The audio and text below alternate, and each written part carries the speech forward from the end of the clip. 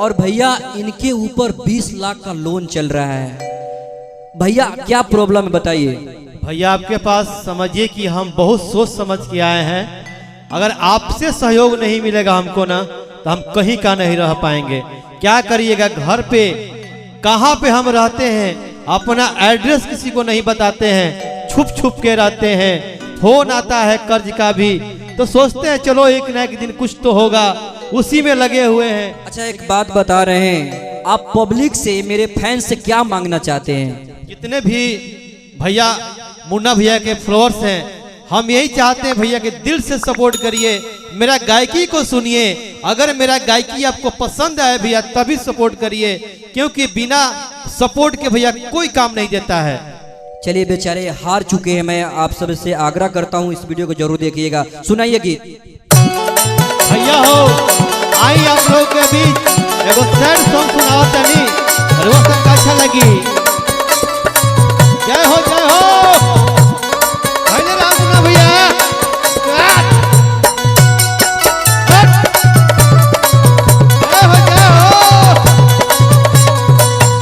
उलफत में धोखा मिलल मारल लोग में हानावायर मारल लोग में हानावा, तो तानवा कारणवा पागल, तानवा कारणवा पागल।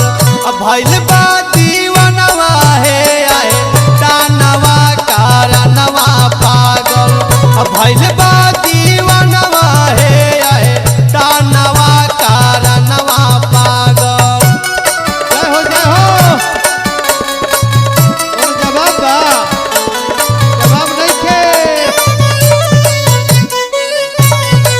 अब भइल बा दीवानवा है आए, तानवा कारणवा पागल। भाई खूब मरले हो, अब भाभी गारी अवली, अब बाबू तोड़ले नाटा माई, घर से भगवली। भाई खूब मरले हो, अब भाभी गारी अवली, अब बाबू तोड़ले नाटा माई, घर से भगवली। जेकरा चलते हो खते रहे संगी, या बिहानावा और संगी, या बिहानावा, तो तानवा कारणवा पागल, तानवा कारणवा पागल। अब भइल बा दीवानवा है आए, तानवा कारणवा पागल। अब भइल बा दीवानवा है आए, तानवा कारणवा पागल। जय हो भैया जय हो। जवाब नहीं के भैया मुन्ना भैया। जय हो जय हो जय हो।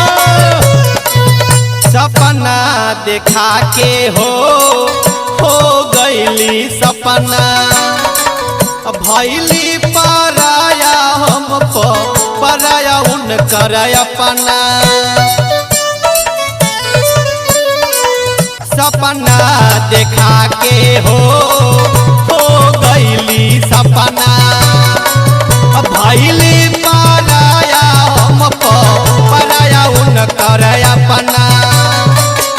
उनका बिना सुना भइल जागा वा जहानावा और जागा वा जहानावा, तो तानवा कारणवा पागल, तानवा कारणवा पागल।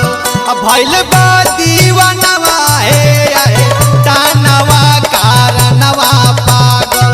अब भइल बा दीवानवा है आए, तानवा कारणवा पागल। जय हो जय हो। हमारा साथ में बाड़ी सिंगर श्वेता शर्मा भी, उनका स्वागत है। जय हो। जय रहा।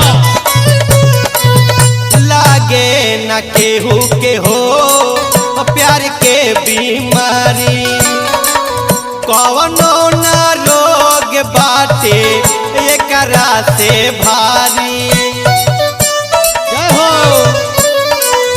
लागे न केहू के हो प्यार के बीमारी कवनो न रोग बाटे एकरा से भारी जिए नाही मरे देला छीने ला जहानावा और छीने ला जहानावा तो तानवा कारणवा पागल तानवा कारणवा पागल भइल बा दीवानवा हे आए ताना